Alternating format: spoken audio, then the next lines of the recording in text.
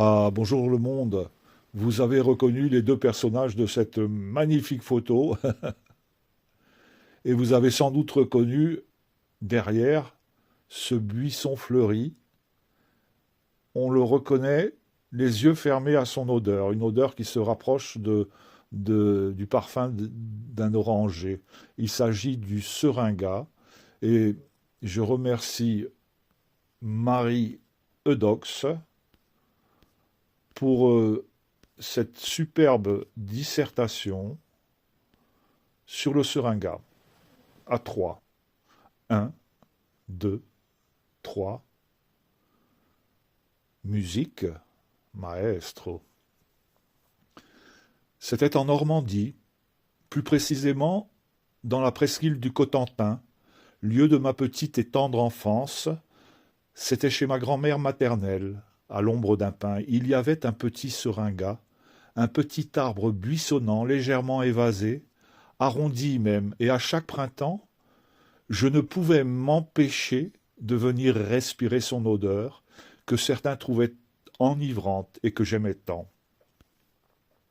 J'aimais à le respirer et à le regarder, admirer ses fleurs composées de 4 pétales qui formaient une coupe. Pour Dame Pie, un bien joli calice que cette fleur, après la rosée du matin. La nature offrait un beau cadeau et tous les oiseaux du ciel pouvaient venir y goûter la rosée. Pour Dame Abeille, une belle cachette pour les étamines, des merveilles pour parfumer le miel.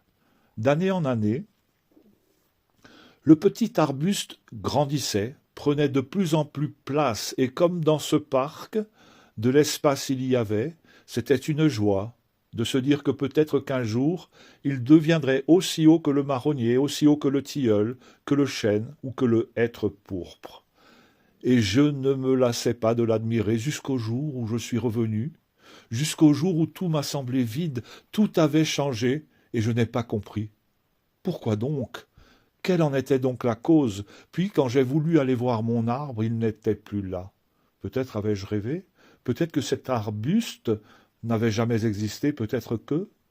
Et je me suis renseigné, j'ai cherché à savoir. La première réponse fut une moue bien indescriptible, comme si ma demande était loufoque. Puis j'ai insisté, là j'ai compris que l'arbre n'était plus, qu'il devenait trop encombrant, et là, mon cœur s'est serré.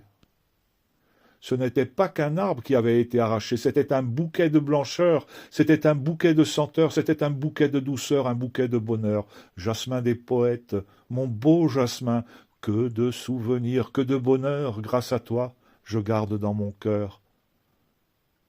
Pour les curieux de nature, le seringa est un arbuste robuste qui supporte les basses et même très basses températures jusqu'à -40 degrés. Il peut pousser seul dans une haie ou dans un massif. Son parfum se rapproche de celui de la fleur d'oranger. Ses feuilles sont caduques. Il aime le soleil, mais également l'ombre. L'un et l'autre ne sont pas pour lui déplaire. Il peut être planté dans tous les types de sols. Le seringa déteste les pucerons et qui peuvent jusqu'à le mettre en péril.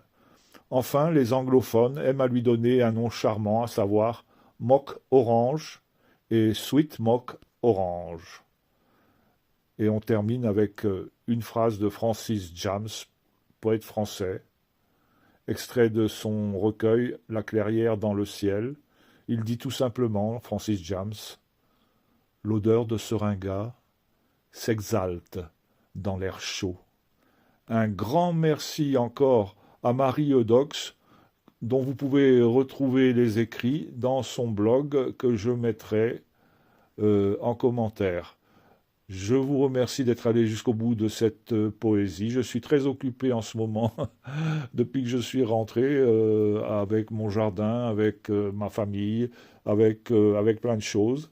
Mais les vidéos reprendront dans quelques temps, soyez rassurés.